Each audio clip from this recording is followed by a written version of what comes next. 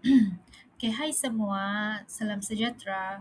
Okay, hari ini saya akan membentangkan topik berkaitan uh, taksonomi Bloom dalam pendidikan kanak-kanak. Saya membeli revision unit 2. Okay, dalam topik ini berkaitan dengan tahap pemikiran kanak-kanak dan bagaimana guru boleh merancang pembelajaran dengan lebih berkesan.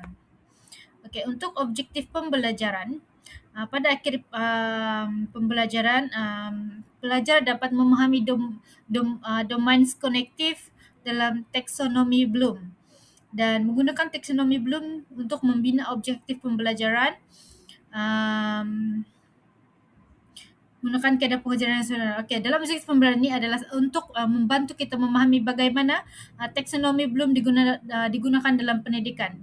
Ia juga membantu guru untuk membina objektif pembelajaran seperti menyoal murid dengan cara yang betul dan memilih kaedah pengajaran yang sesuai dengan tahap kanak-kanak.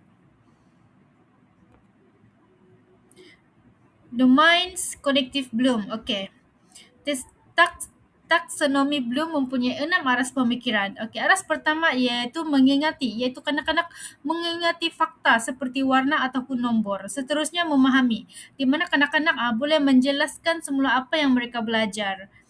Dalam aras ketiga pula mengaplikasi, iaitu menggunakan pengetahuan dalam aktiviti sebenar seperti mengira blok. Kemudian menganalisis iaitu membandingkan dan membezakan sesuatu. Okey, dalam baris kelima iaitu menilai, di mana kanak-kanak memberi pendapat dan alasan. Dan apa itu?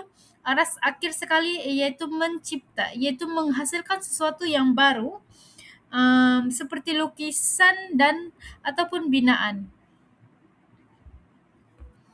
Okey, sekarang kita pergi objektif dan penyoalan. Okey, taksonomi belum juga digunakan untuk membina objektif pembelajaran. Guru akan menggunakan kata kerja seperti kenal, pasti, huraikan, bandingkan dan ciptakan. Sebagai contohnya, kanak-kanak dapat mengenal pasti bentuk ataupun mencipta corak mudah menggunakan bahan yang diberikan. Teknik penyoalan. Okey.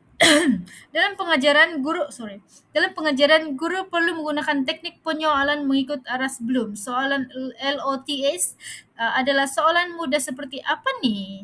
Siapa ini dan di mana ini? Okey, manakala soalan HOTS iaitu lebih mencabar seperti mengapa ini berlaku? Apa akan jadi selepas ini dan bagaimana kita boleh selesaikan masalah ini? Okey, seperti itu.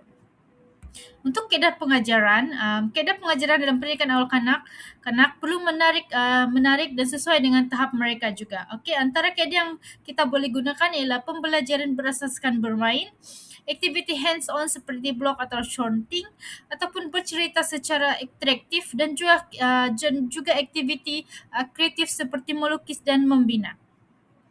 Okey, untuk rumusan, um, taksonomi belum sangat penting dalam pendidikan awal kanak kerana ia dapat membantu guru untuk merancang pembelajaran dengan lebih teratur, menyoal murid kanak-kanak mengikut tahap pemikiran mereka dan memilih kaedah mengikut pengajaran yang sesuai untuk perkembangan kanak-kanak.